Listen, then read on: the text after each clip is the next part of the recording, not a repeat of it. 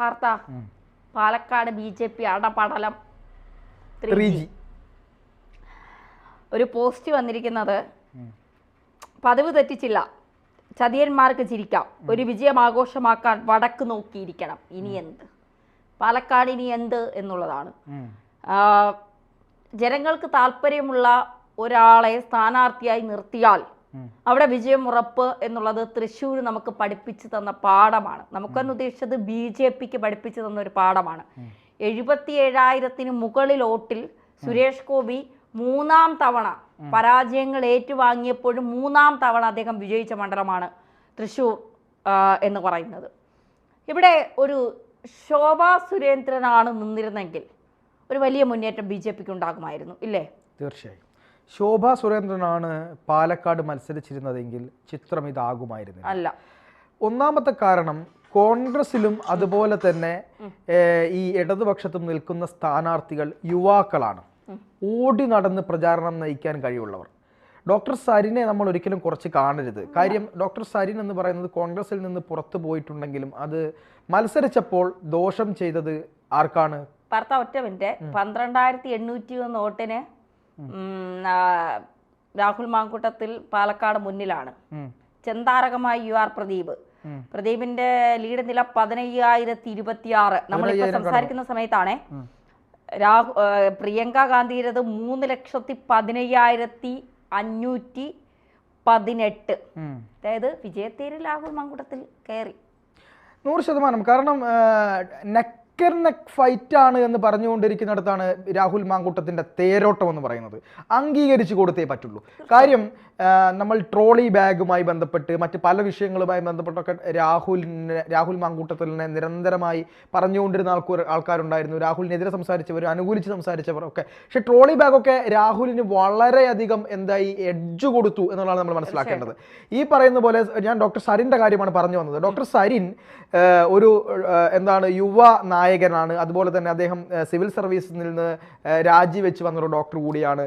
ഇതൊക്കെ മനസ്സിലാക്കുമ്പോൾ സരിന് കിട്ടിയ വോട്ടുകൾ വളരെ കൃത്യമായി CPMന്റെ വോട്ടുകളും അതുപോലെ തന്നെ ചില BJP വോട്ടുകളും സരിന് കിട്ടിയിരിക്കുന്നു എന്നുള്ളതാണ് നമ്മളിവിടെ മനസ്സിലാക്കേണ്ടത്. അത് രാഹുലിന്റെ വിജയത്തെ ഒന്നുകൂടി സ്വാധീനിച്ചിട്ടുണ്ട്.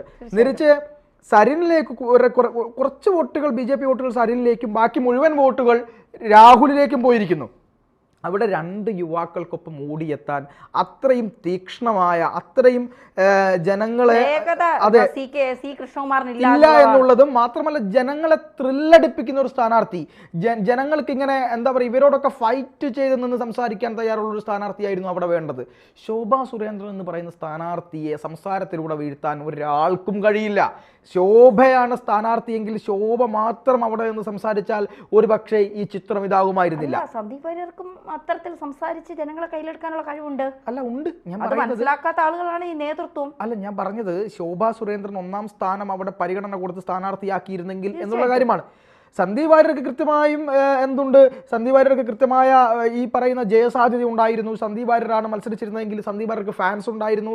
സന്ദീപ് വാര്യരുമായി ബന്ധപ്പെട്ടുള്ള ഇപ്പോൾ ഞാൻ പറയട്ടെ, സന്ദീപ് വാര്യർ എന്തുകൊണ്ടാണ് BJP രാഷ്ട്രീയം വിട്ടത് എന്നുള്ളത് ഞാൻ പലപ്പോഴും പറയുന്നൊരു കാര്യമുണ്ട്. സന്ദീപ് വാര്യർ കോൺഗ്രസ് പാർട്ടിയിലേക്ക് പോയതിനല്ല എനിക്ക് വെറുപ്പ്, ദേഷ്യമെന്ന് ഞാൻ പലപ്പോഴും പറയാറുണ്ട്. ധന്യം അത് പറയാറുണ്ട്. പ്രസ്ഥാനത്തെ ഈ രീതിയിൽ ഒരു ദിവസം കൊണ്ട് തള്ളിപ്പറഞ്ഞതിനാണ് നമുക്ക് ബുദ്ധിമുട്ടുള്ളത്. പക്ഷേ സന്ദീപ് വാര്യരുടെ ഒരു പോക്ക് എന്ന് പറയുന്നത് അദ്ദേഹം രക്ഷയില്ലാതെ നിവൃത്തിയില്ലാതെ പോയി. അതിപ്പോൾ ഇത്രയും കാലം ഞാനത് തുറന്നു പറഞ്ഞിരുന്നില്ല മാധ്യമങ്ങൾക്ക് മുമ്പിലൊന്നും. പക്ഷേ ഇപ്പോൾ അത് പറയേണ്ടി വന്നിരിക്കുന്നു. കാരണം സന്ദീപ് വാര്യർ ഒരു രക്ഷയുമില്ലാതെ നിവൃത്തിയില്ലാതെ BJPയിൽ നിന്ന് പോകേണ്ട അവസ്ഥ സൃഷ്ടിച്ചതാണ്. കാര്യം BJPക്കകത്ത് സന്ദീപ് വാര്യരുമായി ബന്ധപ്പെട്ട് ചില പ്രശ്നങ്ങൾ ഉണ്ടാവുകയും ആ കാലങ്ങൾക്ക് മുമ്പേ നടന്ന പ്രശ്നത്തിൻ്റെ ഭാഗമായി സന്ദീപ് വാര്യർക്കെതിരെ ഇപ്പോൾ ഒരു നടപടി എടുക്കുകയും പെട്ടെന്ന് കാലങ്ങൾക്ക് മുമ്പേ നടന്ന കാര്യമാണ്. ആ കാലങ്ങൾക്ക് മുമ്പേ നടന്ന വിഷയത്തിന് ഇപ്പോൾ പെട്ടെന്ന് ഒരു നടപടിയെടുത്ത് സന്ദീപ് വാര്യരെ പുറത്താക്കാനുള്ള തീരുമാനമൊക്കെ BJP എടുത്തിരുന്നു എന്നുള്ള ചില കാര്യങ്ങളൊക്കെ വെളിച്ചത്ത് വരുന്നുണ്ട്. എനിക്കറിയില്ല കാര്യത്തെ പറ്റി.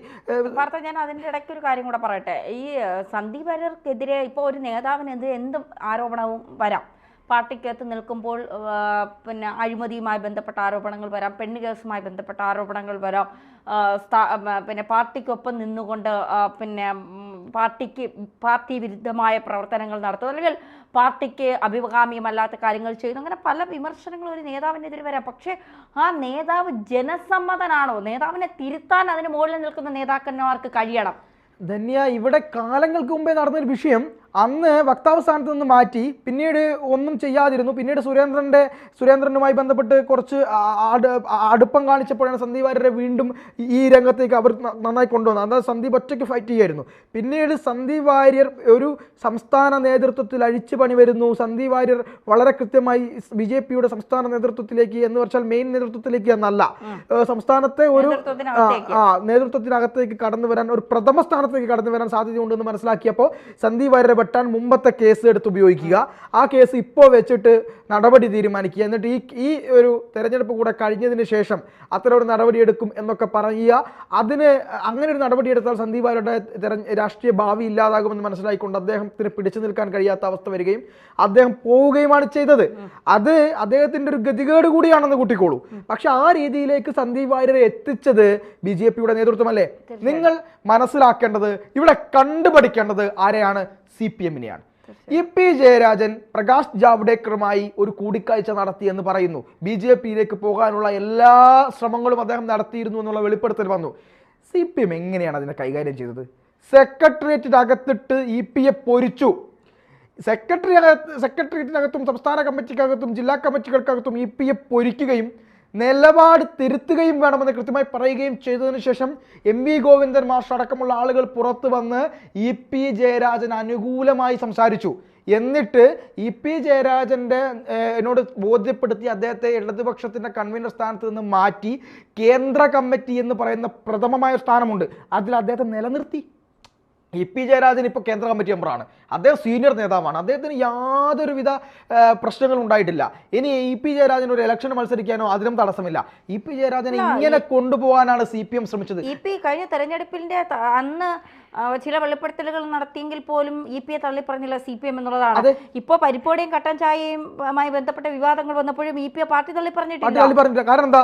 EP-യെ പോലൊരാൾ പാർട്ടി വിട്ടാൽ അത് പാർട്ടിക്കുണ്ടാകുന്ന ആഘാതം ചെറുതല്ല എന്ന് പാർട്ടി മനസ്സിലാക്കി. പാർട്ടി പലപ്പോഴും അതെ, EP-യെ പലപ്പോഴും പാർട്ടി നിലയ്ക്ക് നിർത്താൻ പല കാര്യങ്ങളും ചെയ്യുന്നുണ്ട്. പാർട്ടിയിൽ ഉറപ്പിച്ചു നിർത്താനുള്ള തന്ത്രങ്ങളും പാർട്ടി എടുക്കുന്നുണ്ട്. അതാണ് മനസ്സിലാക്കേണ്ടത്. പക്ഷെ സന്ദീപ് വാര്യരുമായി ബന്ധപ്പെട്ട് സന്ദീപിനെ പോലൊരു ജനകീയനായ നേതാവിനെ, സന്ദീപ് പഠിച്ച കാര്യങ്ങൾ പറയുന്ന നേതാവിനെ കുറ്റങ്ങൾ കണ്ടെത്തിക്കൊണ്ട് അദ്ദേഹത്തെ പുറത്താക്കാൻ പാർട്ടി ശ്രമിക്കുമ്പോൾ ഈ BJPക്കകത്ത് കുറ്റങ്ങൾ ചെയ്യാത്തവൻ ആരാണ് എന്നുള്ളതാണ് ചോദ്യം. ഈ പറയുന്ന നേതാക്കന്മാരൊക്കെ വിശുദ്ധരാണോ? കൊടകര കുഴൽപ്പണ കേസുമായി ബന്ധപ്പെട്ട് ഈ പറയുന്ന സുരേന്ദ്രനുമായി ബന്ധപ്പെട്ട് സുരേന്ദ്രനെതിരെ സംസ്ഥാന നേതൃത്വം അല്ലെങ്കിൽ കേന്ദ്ര നേതൃത്വം നടപടിയെടുത്തോ? ഇല്ലല്ലോ. ഈ കേസ് അല്ല, അതിൽ നടപടിയില്ല. അതിൽ ഈ പറയുന്ന ആളുകൾക്കെതിരെ നടപടിയില്ല. സംസ്ഥാന നേതൃത്വത്തിലെ പല നേതാക്കന്മാർക്കെതിരെ പല ആരോപണങ്ങളും വന്നു. എനിക്ക് തന്നെ നേരിട്ടറിയാം. പല BJPയുടെ ജില്ലാ ഘടകങ്ങളിൽ BJPയുടെ ജില്ലാ നേതൃസ്ഥാനത്തിരിക്കുന്നവർക്കെതിരെ പല കേസുകൾ നേതൃത്വത്തിന് കൊടുത്തിട്ട് അതൊന്നും തീരുമാനമാകാതിരിക്കുന്ന ആളുകളുണ്ട്. പ്രധാനപ്പെട്ട പല നേതാക്കളെയും ഇവർ പുറത്തിരുത്തിയിട്ടുണ്ട്. ഈ നോക്കണം, നന്നായി പ്രവർത്തിച്ചു കൊണ്ടിരിക്കുന്ന പല ആളുകളും ഇപ്പോഴും പുറത്താണ്. ഇപ്പോൾ യുവരാജ് ഗോകുലും ശങ്കുട്ടിദാസും സന്ദീപ് വാചസ്പതിയും ഒക്കെ കയറി വന്നത് ഈ പറയുന്ന സംസ്ഥാന നേതൃത്വത്തിനോട് പൂർണ്ണമായി താല്പര്യമുള്ളത് കൊണ്ടൊന്നുമല്ല. ഇവർ ചില ഈ ചാനൽ ചർച്ചകളിൽ പോയി സ്ഥിരം തേഞ്ഞൊട്ടുകയായിരുന്നു BJP. സ്ഥിരം തേഞ്ഞൊട്ടിക്കൊണ്ടിരിക്കുന്ന സമയത്താണ് സന്ദീപ് വാര്യർ കയറി വരികയും അവിടെ പിന്നീട് കുറെ യുവാക്കൾ കയറി വരികയും ചെയ്തത്. അവിടെ ഇവർ മറ്റുള്ളവരെ തേച്ചൊട്ടിച്ചു തുടങ്ങിയപ്പോഴാണ്, BJPയുടെ ഭാഗം കൃത്യമായി പറഞ്ഞു തുടങ്ങിയപ്പോഴാണ് ആളുകൾക്ക് BJP എന്താണെന്ന് മനസ്സിലായി തുടങ്ങിയത്. ഈ കൃഷ്ണദാസ് പറയുന്നുണ്ടല്ലോ, ചാനൽ ചർച്ചകളിൽ പോയിരുന്നു. ചാനൽ ചർച്ചയാണ് ജനങ്ങളെ സ്വാധീനിക്കുന്നത്. ഈ പറയുന്ന അടിത്തട്ട് വർക്ക് വേണം, രണ്ടെന്നല്ല പറയുന്നത്. പക്ഷേ അതിനേക്കാളും ഒക്കെ ഉപരിയായി അന്നന്നത്തെ രാഷ്ട്രീയം എന്താണ് എന്ന് കൃത്യമായി ജനങ്ങൾ മനസ്സിലാക്കുന്നത് മാധ്യമങ്ങളിൽ നിന്നാണ്.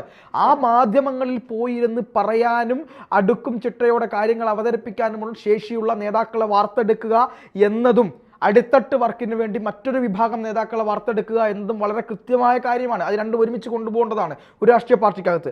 രണ്ടുപേർക്കും സ്ഥാനങ്ങൾ കൊടുക്കുകയും വേണം. ഇവിടെ പക്ഷേ ഉയരുന്ന ആളുകളെ അടിച്ചമർത്തുക, തനിക്ക് ശേഷം പ്രളയമെന്ന് ഓരോ നേതാവും തീരുമാനിക്കുക, എന്നിട്ട് തങ്ങൾക്കുള്ള കുറേ സിൽബന്തികളെ ഉണ്ടാക്കുക, ഒരുപാട് പണത്തിൻ്റെ ആരോപണങ്ങൾ ഇവിടെ കടന്നു വരിക. ഇതൊന്നും അല്ലല്ലോ. ബി ജെ പിയുടെ പ്രവർത്തകരെ നിങ്ങൾ ആലോചിച്ച് നോക്കൂ, എത്രമാത്രം കഷ്ടപ്പെട്ടാണ് അവർ പ്രവർത്തിക്കുന്നത്. CPM-ന്റെയും കോൺഗ്രസിന്റെയും ഒക്കെ അടിയും തൊഴിയും ഏറ്റ്, അതെ, അടിയും തൊഴിയും ഏറ്റ് പോലീസ് കേസുകൾ നടത്തി, പിന്നെ നാണം കെട്ട് നിന്ന്, ഇങ്ങനെ നാണം കെട്ട് നിന്നിട്ട് പിന്നെയും നാണം കെടേണ്ട ഒരു അവസ്ഥയിലേക്ക് BJP-യുടെ അണികൾ പോകുന്നു. അവസാനം ഈ നേതൃത്വത്തിന് ഇവർ അടിച്ചിറക്കുന്ന നിലപാടുണ്ടാകും. സുരേന്ദ്രനെതിരെ അല്ല ഞാൻ പറയും, വ്യക്തിപരമായി സുരേന്ദ്രൻ എന്ന് പറയുന്ന ഒരാളെയെ അല്ല ഞാൻ പറയുന്നത്, അദ്ദേഹത്തിന് ഒരുപാട് കഴിവുണ്ട്. പക്ഷെ BJP എന്തുകൊണ്ടാണ് ഇങ്ങനെ? സുരേന്ദ്രനെ തന്നെയാണ് പറയുന്നത്, ഞാൻ സുരേന്ദ്രനിലേക്ക് തന്നെയാണ് വിരൽ ചൂണ്ടുന്നത്. ഒരു തലപ്പത്തിരിക്കുന്ന ആൾക്ക് നേതൃപാഠവും ആളുകളെ ചേർത്ത് നിർത്താനുള്ള ശക്തിയുമില്ല എങ്കിൽ അയാൾ അടിച്ചു പുറത്താക്കുക തന്നെ വേണം, അതിലൊരു സംശയവും വേണ്ട. ഞാൻ ആ രീതിയിലേക്ക് ഞാൻ പറയുന്നില്ലെങ്കിൽ കൂടിയും ഈ പറയുന്ന ശ്രീധരൻ പിള്ളയും കുമ്മരവും ഒക്കെ നിൽക്കുന്ന സമയത്ത് പോലും BJP-ക്ക് അകത്ത് ഗ്രൂപ്പ് പോലുള്ള പ്രശ്നങ്ങൾ ഉണ്ടായിരുന്നു. സുരേന്ദ്രൻ വന്നപ്പോഴെങ്കിലും, സുരേന്ദ്രൻ ഈ രംഗത്തേക്ക് വന്നത് എങ്ങനെയാണ് നമുക്ക് കൃത്യമായി അറിയാം. കാരണം ശബരിമല പ്രക്ഷോഭ സമയത്ത് സുരേന്ദ്രൻ സ്റ്റാർ ആവുകയും അത് വെച്ചുകൊണ്ട് ഒരിക്കൽ സുരേന്ദ്രൻ സംസ്ഥാന പ്രസിഡന്റ് ആവുന്നതിനെ വെട്ടി പിന്നീട് അതും പോയപ്പോഴാണ് സുരേന്ദ്രൻ സംസ്ഥാന പ്രസിഡന്റ് ആവുന്നത്. ആ സുരേന്ദ്രന് പോലും ഈ BJP നേതൃത്വത്തിലെ സുരേന്ദ്രൻ എന്തായാലും പ്രസിഡന്റായി, അദ്ദേഹത്തിനെങ്കിലും ഈ ഗ്രൂപ്പുകൾ ഇല്ലാതാക്കി എല്ലാവരെയും ചേർത്ത് പിടിച്ച് മുന്നോട്ട് കൊണ്ടുപോകാൻ അദ്ദേഹത്തിന് കഴിഞ്ഞില്ല. അദ്ദേഹം പുണ്യാളനാണെങ്കിൽ ഓക്കെ, അദ്ദേഹത്തിന്റെ പേരിൽ എന്തെല്ലാം ആരോപണങ്ങൾ വന്നു. ഈ സുന്ദരയ്ക്ക് കൈക്കൂലി കൊടുത്ത കേസിൽ വന്നില്ലേ, ഈ പറഞ്ഞ കുടകര കേസിൽ വന്നില്ലേ, ഈ CPM-ഉം BJP-യും തമ്മിൽ അലയൻസുമായി ബന്ധപ്പെട്ട വിഷയങ്ങൾ വന്നില്ലേ, ഇതൊക്കെ വന്നില്ലേ, എന്തെല്ലാം പ്രശ്നങ്ങൾ വന്നു. എന്നിട്ടും സന്ദീപ് വാര്യർ എന്ന് പറയുന്ന ഒരു നേതാവിനെ അടിച്ചു പുറത്താക്കാനുള്ള ശ്രമം നടത്തുകയും അദ്ദേഹത്തെ കൊണ്ട് തന്നെ കടിച്ച പാമ്പിനെ കൊണ്ട് വിഷമർപ്പിക്കുക എന്ന പരി സന്ദീപ് വാര്യർ എടുത്തു കോൺഗ്രസിലേക്ക് പോയിട്ട്. പക്ഷെ ഇപ്പോഴും കോൺഗ്രസ് സന്ദീപ് വാര്യരുള്ള നമ്മുടെ വിയോജിപ്പ് ആളുകൾ ചോദിക്കും, നിങ്ങൾ എന്താണ് മാറ്റി പറയുന്നത്? മാറ്റി പറഞ്ഞിട്ടില്ല. നിങ്ങൾ ഞങ്ങളുടെ എല്ലാ ചർച്ചയും എടുത്ത് പരിശോധിച്ചോളൂ.